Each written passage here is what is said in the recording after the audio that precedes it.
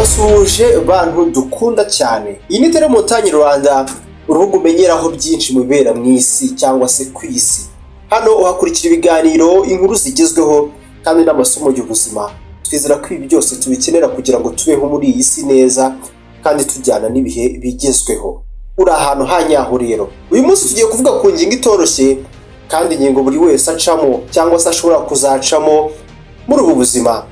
Ucana inyuma cyangwa se gucibwa inyuma, uko wabyita kose, utaba umwere mu byerekeye n'imibanire, mu byerekeye imibanire. Ese umuntu wafashe mugenzi we amuca inyuma yagakoze iki? Ni ubuhe buryo ubicamo neza ku buryo ukora ikintu cyangwa se ibintu utazicuza na rimwe? Benshi bafata imyanzuro mibi kuri iyi ngingo, ugasanga ubuzima bwa nyuma yabyo agorwa cyangwa se abaho yicuza gusa, ahora yicuza gusa. Reka twige rero, ntuzakore ibi bintu numufata yaguciye inyuma. Ngo ikintu cya mbere ugomba kumenya ni uko bibaho, kandi ujye ugerageza wumve ko bibaho guhemukirwa, kubabazwa ndetse no kurakara kandi no kurakazwa, gucana inyuma. Rebera nk'iki kigabo koko, kireba icyo ngicyo kiri kuri ekara yawe. Ni gute wabicamo igihe wamufashe aguca inyuma? Amazina yitwa Samuel Mugisha, niwe wumva kuri mikoro. Ngo nibikubaho, icyambere uzakora uzihereza igihe, give yourself time. Benshi bibaho, hari nabo birangira biyahuye. Gusa we udukurikiye uyu munsi, wowe udukurikiye, ngo uzihereza igihe, nicyo kintu cya mbere ugomba gukora. Bavuga ko ubundi ugifata umuntu mukundana cyangwa se umubana yaguciye inyuma, ari byiza kwiyakira. Niba urira ukarira, abenshi bahitamo no kujya muri siporo cyangwa se bagashaka ibindi bintu bibahuza, ukagerageza kureka ibyo byiyumviro byawe bijyagahinda bikagusohokamo kandi mu mahoro, aho guhita uniga cyangwa se uhemukira nawe waguciye inyuma. Ikindi mu bintu bifasha cyane kuri iyi ngingo, abantu bagirwa inama yo gushaka ubufasha. Ntuzigere wicamo wenyine, uzashake babandi wizera bakugira inama, inshuti, imiryango. Inama oya, ubaganiriza ibyakubayeho.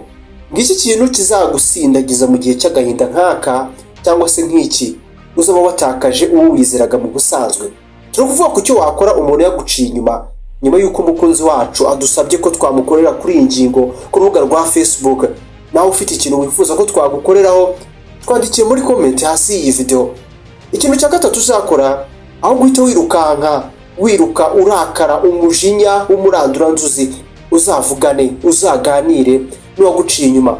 Uretse gato, yitonde hano uzabikore igihe wumva witeguye neza, kuko upfa guhubuka bishobora kukubabaza birenze uko wabitekerezaga. Vugana nawe igihe wumva uri ready, uri tayari. Mwegera utuje. Mu buryo aba ari byiza kumenya impamvu yabigukoze. Wenda hari wasanga ari amakosa yawe utari ukimwitaho, wenda aho ni urugero.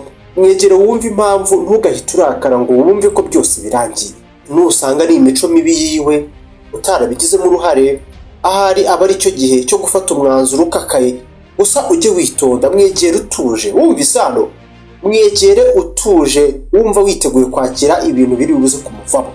Intambwe ya kane watera umuntu wamufashe aguca inyuma, byaba ibyako kanya cyangwa se bimaze igihe, ukabicamo neza ku buryo utazicuza na rimwe. Noneho ni ugufata imyanzuro cyangwa se umwanzuro. Icyo wifuza wowe ni iki nyuma y'uko umaze kumwumva? Niba umaze kumenya impamvu yabigukoze, iki aba ari cyo gihe ngo ufate umwanzuro wa nyawo. Wibuke ahagana munsi y'iyi video, ahantu handitse ijambo subscribe, niho kandi ukajya ubona ibiganiro byacu byose mu buryo bukoroheye uko tubishyizeho ubutaha. Iki gihe niho uhitamo niba ugumana nawe mukongera mukiyubaka cyangwa se niba utazongera kumubona mu buzima bwawe. Hano hitamo neza ku buryo umwanzuro wose uzafata uzaba uzi neza ko washize neza ubuzima bwawe bw'ibyishimo imbere. Ntukawufate ugendeye ku burakari. Menya neza ko umwanzuro ufashe hano, nyuma yawo uzabaho neza uticuza.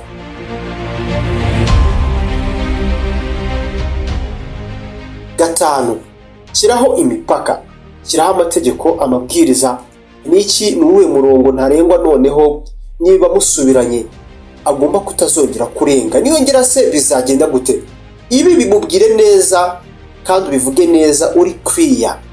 Ubivuga nta hantu witsa cyangwa se uca ku ruhande. Mwembi mugomba kuba mubizi, muhe gasopo. Bwanyuma na nyuma mubaye mwashaka abajyanama mu by'imibanire akabaganiriza byaba byiza, wenda muri kumwe cyangwa se uwo wenyine. Ni ngombwa kwibuka cyane ko nta buryo wakwitwaramo neza igihe umuntu atakiri umwizerwa kuri wowe. Byose tuvuga hano ni uburyo rusange, cyane ko abantu baratandukana, gusa ni ibintu byagufasha, ibintu tuvugiye muri iki kiganiro. Urugendo aba ari urwawe, ujye uhora ubizirikana. Icyo uhitamo cyose hitamo ugihitanyemo urukundo kandi wikunde wowe baciye inyuma. Mwakoze kubana natwe uyu munsi hano kuri Tele Montagne Rwanda, uhakurikiye inkuru, ibiganiro kandi n'inama z'ubuzima, ko twizera ko biri mu bintu dukeneye by'ibanze bidufasha kuba muri iyi si itoroshye, tukayibamo tujyana n'ibihe, tujyana n'ibigezweho kandi tujyana n'igihe cya nyacyo. Menya byinshi mubera mu isi neza cyane. Niyo mpamvu iyi video yagufashije, ntibagirwe kuyiha like, uyisangize inshuti zawe wumva ziyikeneye. Ibyo byaba ari byiza cyane. Reka tuzabonane ubutaha rero. Wibuke ukore subscribe nonaha mu kiganiro cy'ubutaha. Reka tuzasubire.